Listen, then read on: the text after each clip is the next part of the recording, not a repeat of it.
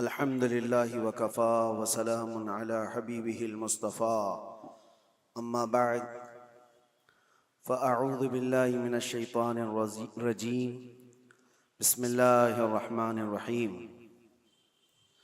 वल्लज़ीना जाऊ बिस्सिद्क़ि वसद्दक़ बिही उलाइका हुमुल मुत्तक़ून सदक़ल्लाहु मौलाना अज़ीम। बारगाह रिसालत में आप सल्लल्लाहु तआला अलैहि वसल्लम में दुरूद पाक का हदिया पेश करें। अल्लाहुम्मा सल्लि अला सय्यिदिना मुहम्मदिन मअदनिल जूदि वल करम व आलिहि व अस्हाबिहिल किराम व इब्निहिल करीम व बारिक व सल्लिम सलातन दाइमतन सरमदन अबदा। इस्लाम में ईमान किसे कहते हैं? एक सबसे बड़ा हिस्सा ईमान का दिल से तस्दीक करना, दिल से मानना, यही ईमान है, यकीन करना। बाकी जो आमाल हैं, नमाज, रोज़ा, हज, ज़कात, ये सब ये इस्लाम है, लेकिन ईमान का ताल्लुक दिल से है, कल्ब से ईमान का ताल्लुक है और इस्लाम ज़ाहिरी आमाल में है। तो ईमान और इस्लाम को थोड़ा बहुत फ़र्क आपने महसूस किया होगा, कुरान पाक में भी मौजूद है। तो तस्दीक करना यानी किसी चीज़ को दिल से एक्सेप्ट करना, ये ईमान है, और उसके बाद जो माना है उस पर अमल करके दिखाना, ये इस्लाम है। बगैर दोनों के आपका दीन मुकम्मल नहीं है। बहुत सारे लोग ज़ाहिरी तौर पर मुसलमान तो हो सकते हैं लेकिन मोमिन नहीं हो सकते, मतलब ईमान नहीं है, मुसलमान दिख रहे हैं, ये बहुत बड़ी बात है। और कुरान पाक में अल्लाह ताला फरमाता है, क़ालतिल अअराबु आमन्ना वलाकिन क़ूलू अस्लमना। अल्लाह ताला फरमाता है, अराबी कुछ लोग ये कहते हैं कि हम ईमान लाए, अल्लाह फरमाता नहीं, बल्कि यूं कहो हम इस्लाम लाए। ईमान और चीज है और इस्लाम और है, और दोनों की तकमील के बाद वो उसका दीन मुकम्मल है। अब मैं आपको सबसे पहली चीज बताता हूं, तस्दीक, दिल की तस्दीक क्या है। अल्लाह के नबी सल्लल्लाहु तआला अलैहि वसल्लम ने फरमाया, अल्लाह एक है, इसको मान लिया, ये तस्दीक है। रसूल पाक सल्लल्लाहु अलैहि वसल्लम ने फरमाया कि मैं अल्लाह का आखिरी रसूल हूं, मान लिया, ये तस्दीक है। अल्लाह के नबी सल्लल्लाहु तआला अलैहि वसल्लम ने फरमाया, इतने नबी मुझसे पहले आए थे, उनके काम ये थे, उनके मोजज़ात ये थे, तुमने मान लिया, ये क्या है? दिल की तस्दीक है। इसको कहते हैं दिल से मानना। और दिल से मानने के लिए एक बात और मैं आपको बता दूं कि दिमाग की जरूरत नहीं है कि जो चीज हमारी समझ में आए वही मानना है, और जो चीज ना समझ में आए वो नहीं मानना, ऐसा नहीं। ईमान इसको नहीं कहते। यानी अगर तुम ये सोचो कि जो चीज मेरे सामने मुझे लॉजिकली नहीं लगती, मैं उसको एक्सेप्ट नहीं करता, अगर इस तरह की बात कहते हो तो तुम दिल से मानने वाले हो ही नहीं, तुम दिमाग से पढ़ने वाले हो। और ईमान कल्ब से ताल्लुक रखता है। मिसाल के तौर पर अल्लाह के नबी सल्लल्लाहु तआला अलैहि वसल्लम ने इरशाद फरमाया, रात के एक छोटे से हिस्से में मैं मस्जिद हरम से मस्जिद अक्सा गया, बैतुल मुक़द्दस गया, और उसके बाद फिर आसमानों का सफर किया, और फिर लौट करके आया। पल भर में जंजीर भी हिलती रही, बिस्तर भी रहा गर्म, ताअर्श गए, फिर आए मोहम्मद सल्लल्लाहु अलैहि वसल्लम। अब कोई इंसान ये कहे ये लॉजिकली नहीं समझ में आता, इतने शॉर्ट टाइम में ये सफर कैसे हो सकता है, तो तुम दिमाग की यहाँ पर सोचें दौड़ा रहे हो, दिमाग के घोड़े दौड़ा रहे हो। लेकिन तस्दीक किसे कहते हैं? आओ मैं आपको बताऊं। हुजूर पाक सल्लल्लाहु अलैहि वसल्लम मेराज के सफर के बाद मक्का वालों से यही वाकया बयान कर रहे थे कि कल की शब अल्लाह ताला ने मुझे मेराज का सफर अता किया, मस्जिद हरम ले गया, मस्जिद हरम से मस्जिद अक्सा, वहां पर इमाम आइम्मा अंबिया इकराम अलैहिस्सलाम की इमामत किया, उसके बाद फिर सातों आसमानों का सफर, अर्श, कुर्सी, लौह कलम, जन्नत, दोज़ख, यहाँ तक कि रब्बे जुल जलाल का दीदार, और फिर वापस आया। ये मक्का वालों को मेरे आका बयान कर रहे थे।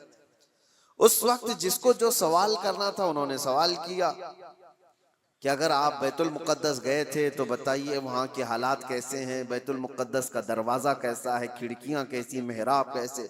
नबी पाक सल्लल्लाहु अलैहि वसल्लम सबकी चीज़ें बता रहे थे। तो एक हुआ ये सवालात करके इल्म को बढ़ाना, और एक है बगैर कुछ पूछे कहना हाँ आप सही कह रहे हैं। दो चीज़ें हैं। लेकिन इस महफिल की खुसूसियत ये है कि अबू जहल उसको मौका मिल गया।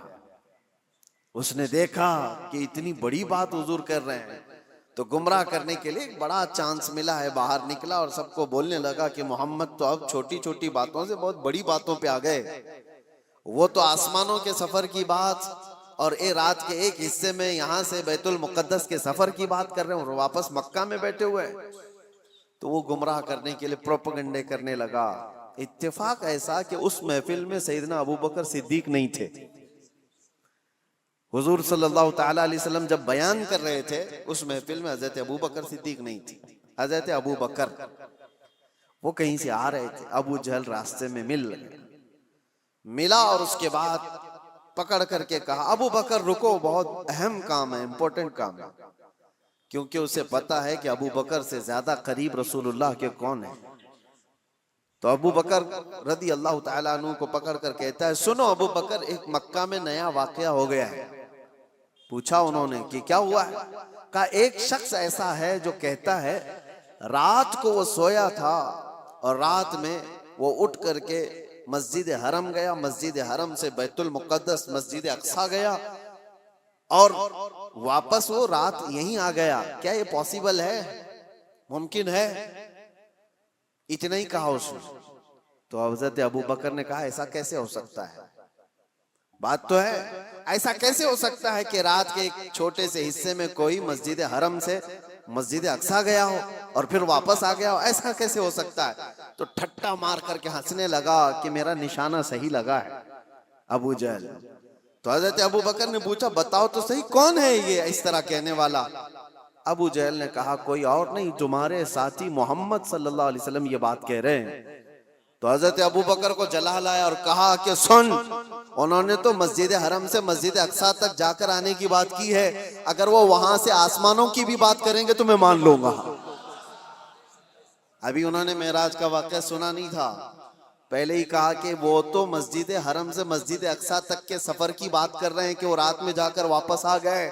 अबू जहल सुन, इससे भी ज्यादा अगर वो आसमानों के सफर की भी बात करेंगे तब भी मैं तस्दीक करता हूं।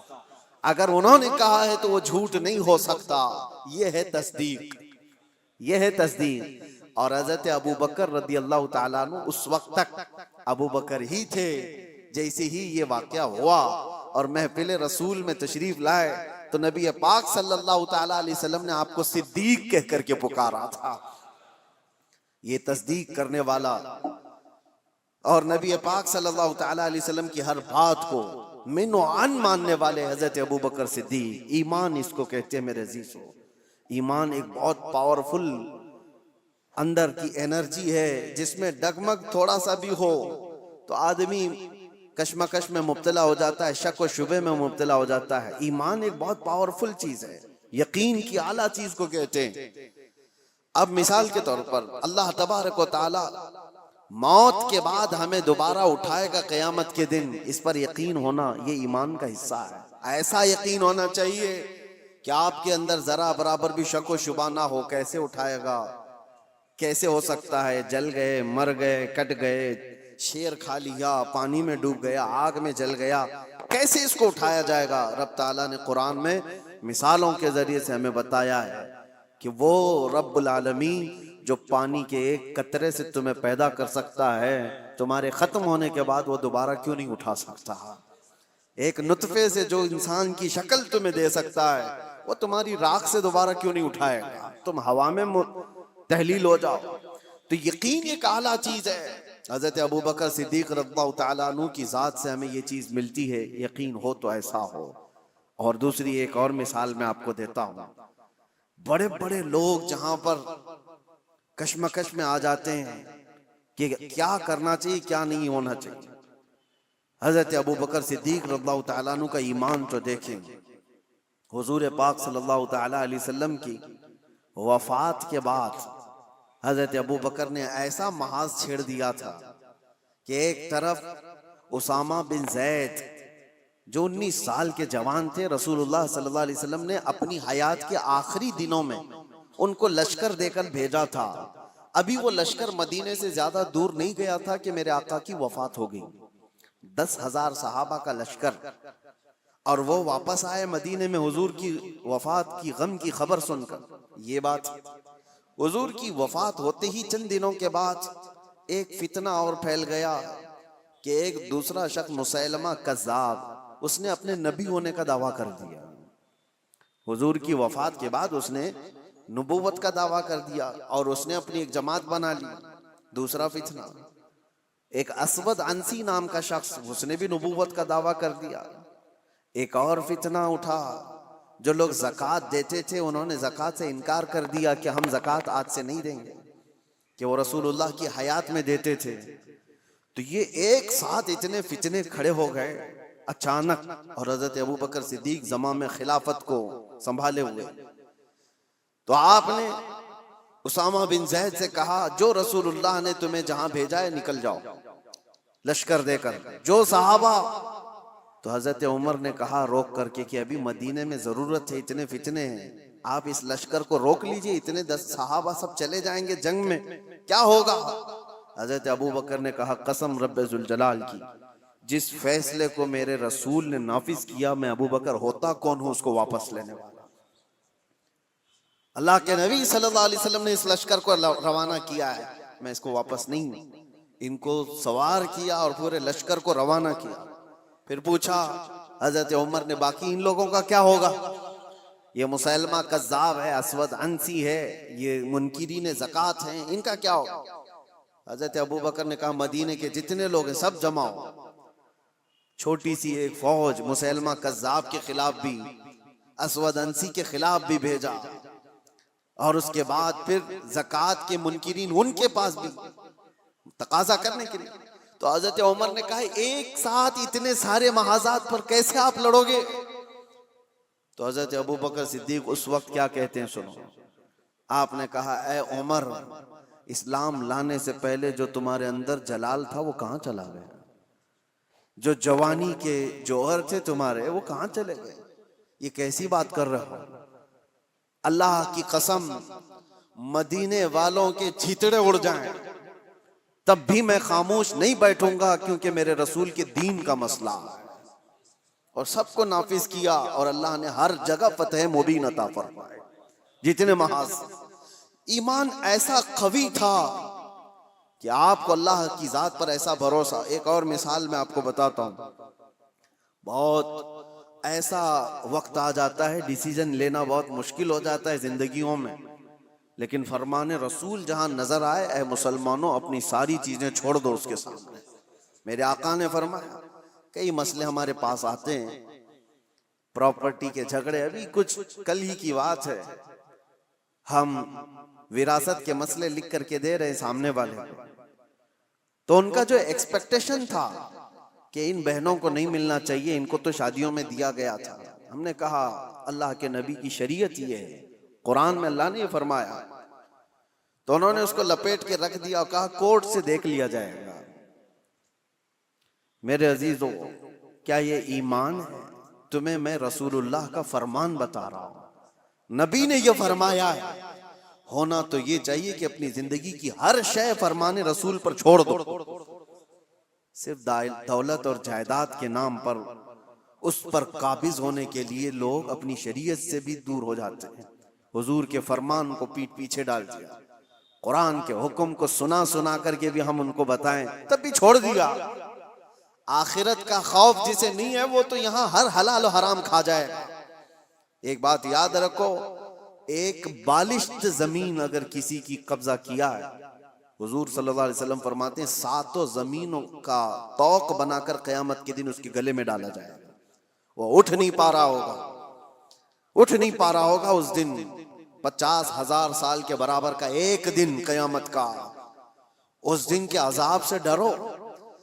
मैं कहना यह चाहता हूं कि जब तुम्हारे सामने रसूलुल्लाह की हदीस आ जाए कि मेरे आका ने यह फरमाया, अपनी ख्वाहिशात छोड़ दो, अपनी जो भी एक्सपेक्टेशन है उसको खत्म कर दो। नहीं, मेरे आका ने फरमाया, खत्म है बात।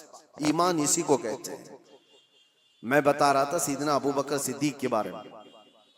हुदैबिया का मौका है, नबी पाक सल्लल्लाहु अलैहि वसल्लम 1400 सहाबा को लेकर मदीने से निकले मक्का उम्रा करने के लिए, लेकिन हालात ऐसे थे कि मक्का वाले उम्रा करने नहीं दे रहे थे। रोक दिया 35 किलोमीटर दूर, मक्का से दूर, कि आप लोग उम्रा नहीं कर सकते। और जंग करने पर तुले हुए थे मक्का वाले, उस वक्त थोड़ा ताकत में थे। नबी पाक सल्लल्लाहु ताला अलैहि वसल्लम ने देखा कि हम एहराम की हालत में आए हुए हैं उम्रा करने के लिए, लेकिन ये जंग करना चाहते हैं और हुजूर जंग नहीं करना चाहते थे। तो मक्का वालों के सामने आपने सुलह की तदबीर रखी कि हम आपस में समझौता कर लेते, सुलह कर लेते। तो मक्का वाले उस पर तैयार हुए, सुलह हुई दोनों के दरमियान। सुनिए, बज़ाहिर ऐसा लगता था कि हुजूर सल्लल्लाहु ताला अलैहि वसल्लम मुसलमानों की जानिब से दब करके सुलह की गई है, जाहिरन ऐसा लगता था, क्योंकि मक्का वाले अपनी सारी शर्तें रखे हुए थे उसमें कि अगर हमारा कोई आदमी मदीने चला गया भागकर तो आपको उसे वापस करना पड़ेगा, और अगर आपका कोई आदमी हमारे पास आया तो हम वापस नहीं करेंगे। ये जबरदस्ती की चीजें बहुत इस तरह की, एक मैं मिसाल दे रहा हूं। उन्होंने सब अपनी हिमायत में एग्रीमेंट के जो क्लॉज हैं वो सब लिखवाए और रसूल पाक सल्लल्लाहु ताला अलैहि वसल्लम को दस्तखत करने के लिए कहा। आपको मैं बता रहा हूं कि उस वक्त नबी पाक सल्लल्लाहु ताला अलैहि वसल्लम दस्तखत कर रहे थे तो सहाबाए कराम के दिलों में बात क्या थी, सब ये देख रहे थे कि ये मक्का वाले कैसे हमको झुका रहे हैं। हम तो जंग भी कर सकते हैं, जब हम 313 थे तब नहीं डरे, आज 1400 की तादाद में 313 निकले थे बदर में, और ये 6 हिजरी के बाद की बात है। जंगे बदर तो 2 हिजरी में हो गई थी। 4 साल का जंगों का अनुभव भी था, तजुर्बा भी था। सहाबा कहते नहीं हम लड़ लेंगे इनसे और मक्का में जाकर उम्रा करेंगे, कौन रोक सकता है। लेकिन हुजूर फरमा रहे थे नहीं, सुलह करना है। सहाबा में ये बात फैली कि जंग करना है, जंग करना है, लेकिन कोई भी हुजूर की बारगाह में बोलने की हिम्मत कैसे करे। अल्लाह के नबी तो ये जो अक्द है, ये एग्रीमेंट है, उस पर साइन भी कर रहे हैं। तो उसके बाद अब जो बात मुझे अर्ज करनी है इस हुदैबिया के मौके पर, वो मैं बताता हूं। हजरत उमर सहाबा के पास जा करके कह रहे थे कि चलो बोलते हैं रसूलुल्लाह की बारगाह में कि आप जंग की इजाजत दें हमें, हम इनके परखचे उड़ा देंगे, इनके साथ ऐसी जंग करेंगे कि ये हमेशा याद रखेंगे कि अल्लाह के घर से हमको रोका है, आज हम ताकत में। हजरत उमर के इस बात पर सहाबा जमा भी हो रहे थे। फिर आखिर में हजरत उमर कहाँ आए? हजरत अबू बकर के पास। हजरत अबू बकर भी खामोश बैठे हुए थे कि रसूलुल्लाह ने फैसला ले लिया है तो अब क्या है। सहाबा नाफरमानी नहीं कर रहे थे, बल्कि वो इंतजार कर रहे थे शायद वही आ जाएगी और हुक्म बदल जाएगा, अल्लाह की तरफ से कोई हुक्म आ जाए कि जंग करो, हम करेंगे। इस इंतजार में सहाबा थे। फिर हजरत उमर जाते हैं कहां पर? हजरत अबू बकर के पास। हजरत अबू बकर से कहते हैं, अबू बकर नहीं देख रहे तुम हालात कैसे हो गए? मक्का वाले हम पर हावी होते जा रहे हैं, गलबा पा चुके हैं और हमें झुका करके सुलह करा रहे हैं, और रसूलुल्लाह सल्लल्लाहु अलैहि वसल्लम ऐसे वक्त उनके साथ सुलह की दस्तखत कर रहे हैं। अबू बकर चलो, आपकी बात रसूलुल्लाह टालते नहीं। तो ये बोले जा रहे थे, बोले जा रहे थे। हजरत अबू बकर सुनते रहे। उसके बाद जानते हो हजरत अबू बकर पलटते हैं और इतने जलाल के साथ हजरत उमर के कंधों को पकड़कर झिझोड़ दिया और कहा, इल्ज़म गर्ज़क या उमर, ऐ उमर होश में रह करके बात करो, तुम किसके लिए बात कर रहे हो? वो अल्लाह के रसूल हैं, उन्होंने जो फैसला ले लिया, दुनिया टल जाए अबू बकर उसके खिलाफ नहीं जा सकता। सारे सहाबा के दिलों में बात ये थी कि जंग की इजाजत मिल जाए, जंग की इजाजत। हजरत अबू बकर का जलाल ये था कि उमर जो रसूलुल्लाह फैसला ले रहे हैं वो अल्लाह के नबी हैं, आगे का देख करके फैसला ले रहे हैं, उसके खिलाफ नहीं जा सकते। हजरत उमर कहते हैं उस वक्त मैं जोश में ये सब चीजें कर रहा था, लेकिन अबू बकर की शक्ल देख करके फिर मुझे अंदाजा हो गया ईमान किसे कहते हैं, ईमान किसे कहते हैं। नबी पाक सल्लल्लाहु ताला अलैहि वसल्लम ने जो फरमा दिया, उसके बाद फिर टस से मस ना होना, ये ईमान की अलामत है। हजरत उमर तौबा कर लिए, पीछे हट गए। ऐसा नहीं है कि जाकर के फिर सहाबा को उन्होंने जमा किया और हजरत अबू बकर की भी बात टाल दी, नहीं। उन्हें एहसास हुआ कि हजरत अबू बकर ने उस दिन जो फैसला लिया है वो रसूलुल्लाह की बात पर लिया। और फिर देखा भी सारे सहाबा ने, सुलह तो हुई थी, 1 साल ये एग्रीमेंट मक्का वाले चला नहीं सके। दूसरे साल मेरे आका सल्लल्लाहु ताला अलैहि वसल्लम 10,000 सहाबा को लेकर मक्का तशरीफ लाए थे और बगैर जंगो जदाल और कत्ल क़िताल के मक्का फतह हो चुका था। और उस दिन जो मक्का फतह हुआ, आज तक उसकी रोशनी और उसकी बरकतें मक्का में मौजूद हैं। हाँ, 1 साल पहले सुलह पर हुजूर ने जो दस्तखत की थी, उसका असर आज तक भी है।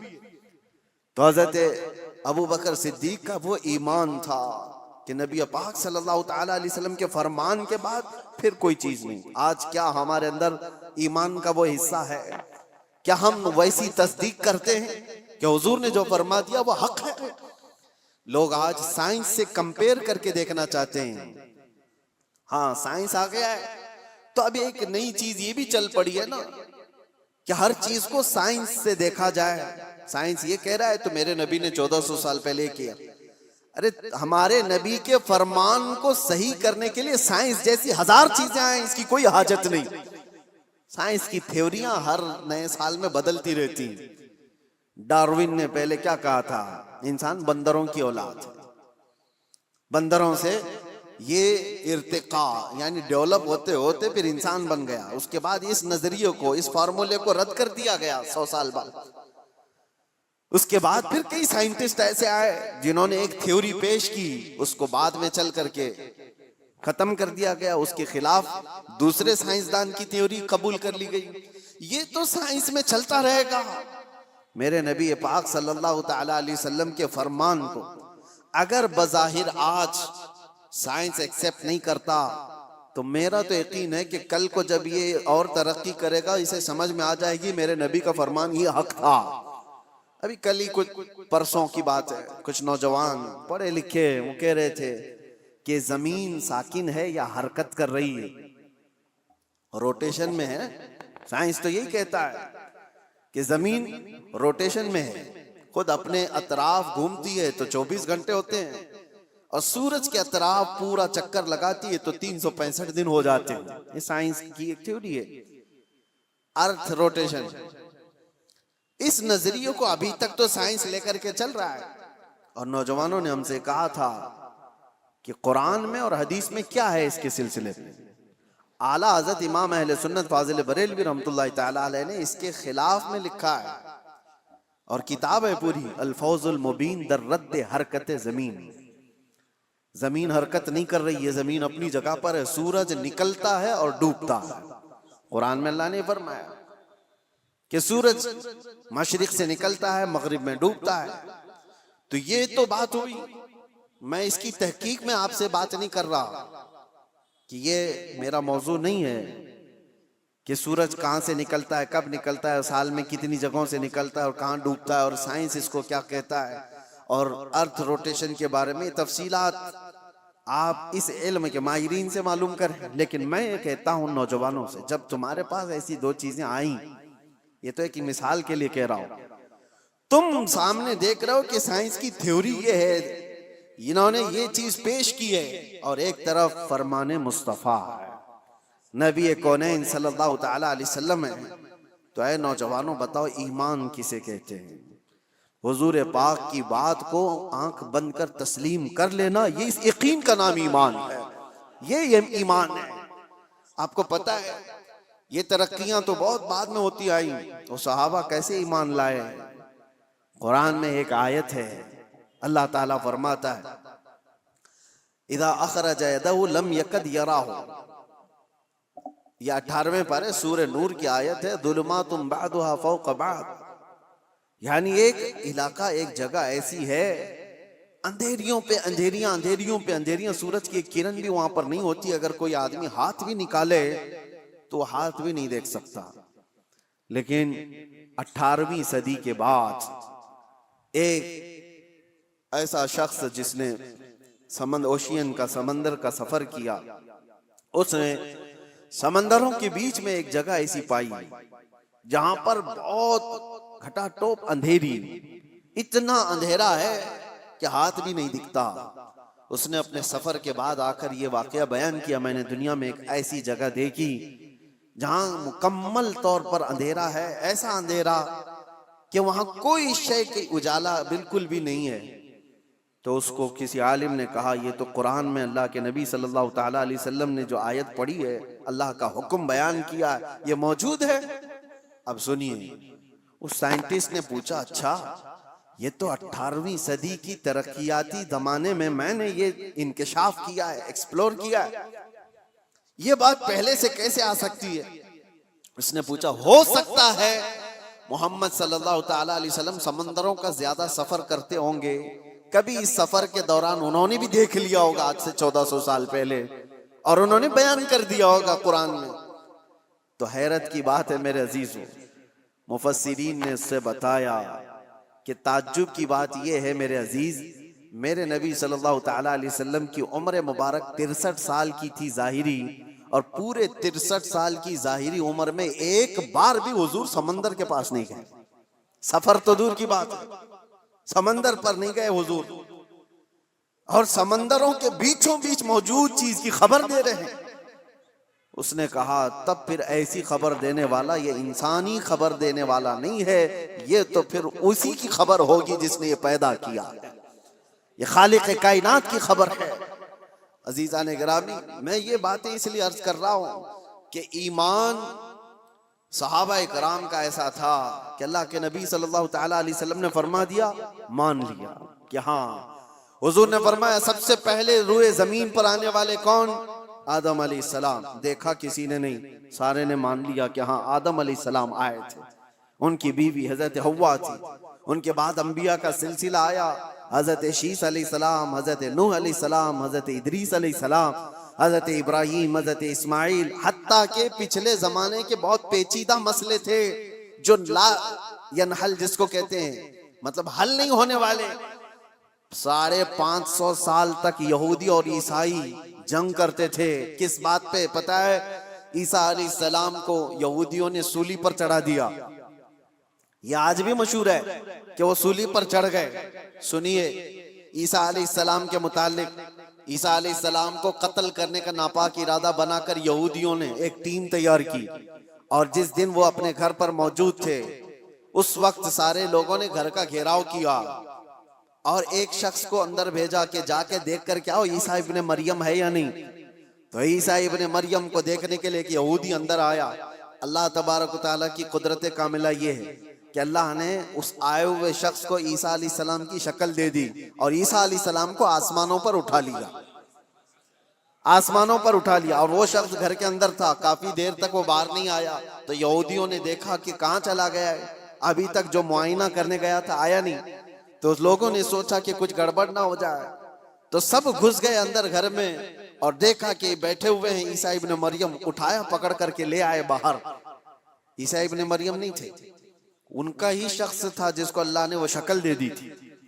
उसको ला करके फांसी पर चढ़ा दिया, सूली पर चढ़ा दिया। देखा नहीं, कुछ नहीं। उसके बाद फिर फिक्र में मुब्तला हो गए, हमारा आदमी कहाँ गया है जो अंदर देखने गया था। तो असल बात ये थी कि उसके धड़ का निचला हिस्सा उसका असली वाला ही हिस्सा नजर आ रहा था जो शख्स अंदर गया था। तो कुछ यहूदियों ने कहा ये तो हमारा ही आदमी है। तो लोगों ने फिर इख्तिलाफ ये किया कि अगर ये हमारा आदमी है तो ईसा इब्ने मरियम कहाँ गए, वो कहाँ चले गए। तो बाज ने कहा ये देखो, ऊपर की शक्ल तो ईसा इब्ने मरियम की ही दिखती है। इस शक की जिंदगी में उनके 550 साल गुजर गए। 550 साल यहूदी ये कहते थे, ईसाई ये कहते थे, यहूदी ये कहते थे, ईसाई ये कहते थे। इन इख्तिलाफात को खत्म करने के लिए अगर कोई जात आई तो मोहम्मदुर रसूलुल्लाह की। मेरे आका सल्लल्लाहु ताला अलैहि वसल्लम जब तशरीफ लाए तो फिर आपने क्या फरमाया, कुरान की आयत उतरी, वमा कतलूहु वमा सलबूहु वलाकिन शुब्बिह लहुम। अल्लाह ने फरमाया ना उन्होंने ईसा इब्ने मरियम को कत्ल किया है, ना सूली पर चढ़ाया, बल्कि अल्लाह ताला ने उनकी शबाहत, उनकी शक्ल दूसरे को दे दी थी। और अल्लाह ने वलाकिन रफ़अहु अल्लाहु इलैहि, अल्लाह ने ईसा इब्ने मरियम को आसमानों पर उठा लिया है। ये अक़दा हल किसी ने किया है तो मेरे मुस्तफ़ा ने। दुनिया भर के ईसाइयों को भी एहसान मानना चाहिए कुरान का, जो ऐसी गुत्थी है, क्योंकि ईसा अलैहिस्सलाम के बाद फिर कोई नबी आया नहीं जो बता सके। कौन बताएगा कि क्या हुआ था क्या नहीं। तो हजरत ईसा अलैहिस्सलाम के इस मसले को रसूलुल्लाह ने बयान फरमाया और सारे सहाबा ने उस पर कभी चूचिरा किया, सब ने मिनवान तस्लीम किया।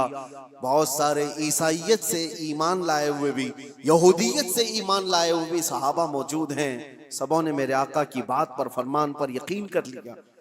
आज इस बात की जरूरत है। अब मैं तस्दीक के बाद जो दूसरा स्टेप आता है उससे मैं कहता हूं, यह भी जरूरी नहीं कि आपने मान लिया कि मेरे नबी हक पर हैं, मेरे नबी का हर फरमान हक है, अल्लाह के रसूल जो फरमा दे वो 100% सारी चीजें सच हैं। मान लेने का मतलब भी नहीं है। ईमान तो मान लेने का मतलब हो गया, लेकिन उसके बाद इस्लाम का स्टेप भी तो है। मान तो लिया, अब करके भी तो दिखाओ।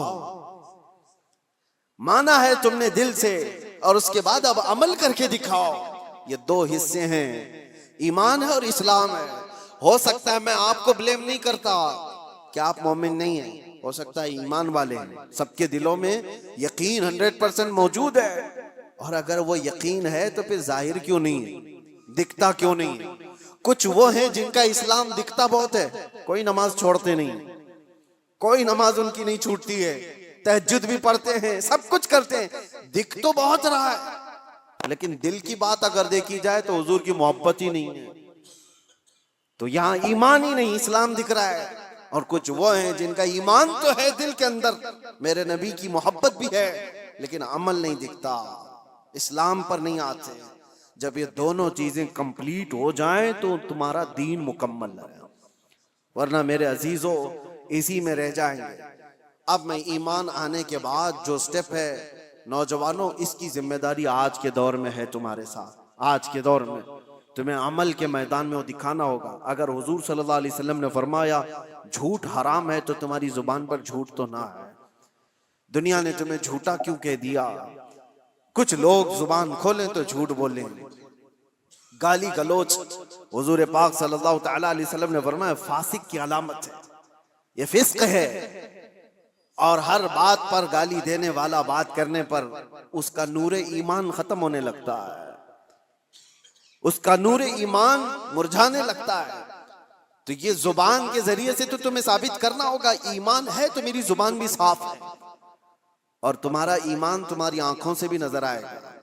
जब चलो तो तुम्हारी आंखें अगर नीची हैं, तुम बेहयाई को नहीं देखते, तुम अनजान औरतों की इज्जतों को तार तार नहीं करते, तो तुम्हारा ईमान तुम्हें अमल करा रहा है, तुम्हारा ईमान तुम्हें अमल भी करा रहा है।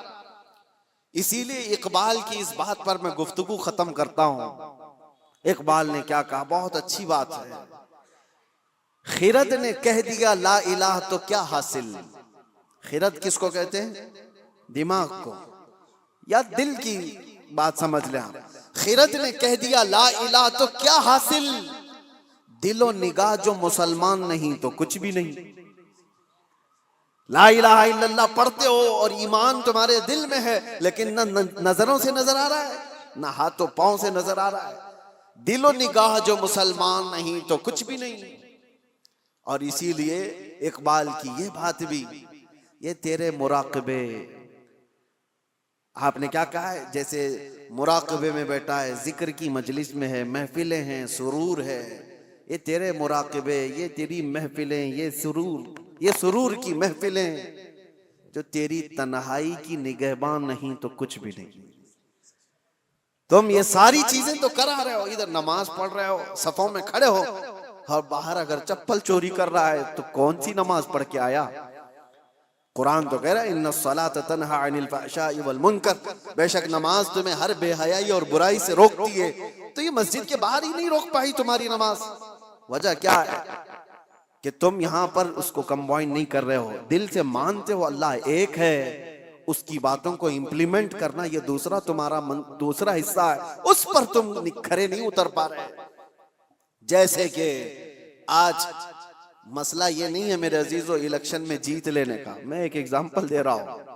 बहुत सारे लोग बड़ी मेहनतों से इलेक्शन जीतते हैं, और इलेक्शन जीतने के बाद नेताजी सबसे पहले क्या करते हैं पता है? ओथ लेते हैं, शपथ लेते हैं सबके सामने, मैं ये करूंगा, मैं ये करूंगा, मैं वो करूंगा, जिसकी भी उन्हें ओथ लेनी है। ये कमाल की बात नहीं, वो तो हर नेता कर लेगा, लेकिन उस ओथ की लाज 5 साल रख पाता है? नहीं, ये कमाल की बात है। वो जो उसने हलफ उठाया, वो जो कसम उठाया, उसकी लाज रखता है। जो जो कहा है वो 5 साल करके दिखाता है, तब तो फिर उसने अपनी कसम की लाज रखी। ये बिला तशबीह बिला तमसील ला इलाहा इल्लल्लाह कह दिया, तो तुम इस कलमे की लाज रखते हो अपनी जिंदगी में या नहीं? ये कमाल की बात है। कलमा तो 70,000 बार पढ़े हुए लोग हैं, लाख बार पढ़े हुए लोग हैं, लेकिन सिर्फ पढ़ लेने से तो तुम्हारी जिंदगी भी वही है जो झूठे लोग ओथ लेकर के चले जाते हैं, बाकी तो उनको कोई मतलब नहीं। नहीं मेरे अजीजों, ईमान वाला जो है, आप ये भी मत समझें आप मुसलमान मस्जिद में हैं, अभी सारे मुसलमानों की शक्ल दिख रही है, बाजार में आप मुसलमान नहीं है, दुकान में आप मुसलमान नहीं है, घर में आप मुसलमान नहीं है, शादियों में आप मुसलमान नहीं है। मुसलमान 24 घंटे मुसलमान है, ईमान उसके साथ मुसलसल है।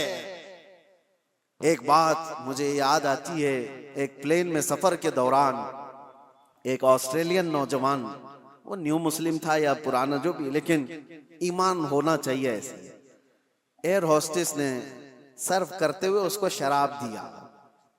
जाहिर सी बात है इंटरनेशनल फ्लाइट्स में यह आम सी बात है, नॉर्मल समझा जाता है। उसने सर्व किया तो जवाब में उस नौजवान ने इनकार यूं नहीं किया कि मुझे नहीं चाहिए, बल्कि उससे यूं कहा आई एम ए मुस्लिम। ये कई लोगों को चुभ जाती है बात। उसने नहीं कहा मैं शराब नहीं पीता मुझे नहीं चाहिए, उसने जवाब में कहा आई एम ए मुस्लिम। उसे पता चलना चाहिए शराब और मुस्लिम अपोजिट चीज है, मुझे ही नहीं दोबारा किसी और को भी नहीं देना। उसने कहा, अब उस एयर होस्टेस ने तड़के कहना शुरू किया कि ये क्या बात हुई, तुम मुसलमान हो, नहीं पीना है नहीं पियो, तुम ये कहते हो मुसलमान है। अरे इसमें होता क्या है, 8-9 घंटे की फ्लाइट है, रिलैक्स कर सकता है आदमी, दूसरे भी तो है इस फ्लाइट में बैठे हुए, वो तो पी रहे हैं, तुमने ये जवाब क्यों दिया? उसने बेतकल्लुफी में बात करते हुए एयर होस्टेस ने कहा, हालांकि उसको आर्ग्यू करने का हक नहीं था, ऐसी ही उसने बात की। तो सुनो मेरे अजीजों, उस नौजवान ने कहा ठीक है तुम कहती हो ये मुझे पीना चाहिए, तो तुम पहले पायलट को पिलाओ, पायलट को पिला कर क्या हो। तो उसने कहा पीता होगा जब लैंड हो जाएगी, जब वो अपने स्टेशन पर होगा, अभी तो वो ड्यूटी पे है, ऑन ड्यूटी ड्रिंक अलाउड नहीं है। उस नौजवान ने कहा मैं मुसलमान 24 घंटे ड्यूटी पर हूं, मैं अपनी लाइफ के हर हिस्से में मेरे मुस्तफा करीम सल्लल्लाहु अलैहि वसल्लम का वफादार हूं। यही बात तो है कि हजरत अब्दुल्ला बिन हुज़ाफा एक सहाबी हैं, उनसे एक रूमी बादशाह ने कहा था ऐसा नौजवान मुझे चाहिए, इतना ट्रेन, इतना यकीन वाला, इतना पावरफुल। बादशाह, रूमी बादशाह ने हजरत अब्दुल्ला बिन हुज़ाफा से ये कहा तू आजा मेरे पास, तुझे मैं वजीर बना लूंगा, और अगर नहीं तो आधी सल्तनत दे दूंगा, तू आजा मेरे पास, ऐसा मुझे एक नौजवान चाहिए। अब्दुल्ला बिन हुज़ाफा ने क्या कहा था जानते हो? कहा बादशाह सुन, तू आधी सल्तनत नहीं, तेरी पूरी सल्तनत, उसके बाद और एक सल्तनत, उसके बाद और एक सल्तनत पूरी मुझे दे दे, पलक झपकने के बराबर भी मैं मेरे नबी से बेवफाई नहीं कर सकता, उनके फरमान के खिलाफ नहीं जा सकता, दीन छोड़ना तो दूर की बात, उनसे एक पलक झपकने के बराबर भी बेवफाई नहीं कर सकता। ये है ईमान। अल्लाह हमें ऐसा ईमान अता फरमाए। व आखिर दावाना अनिल हम्दुलिल्लाहि रब्बिल आलमीन। अस्सलामु अलैकुम।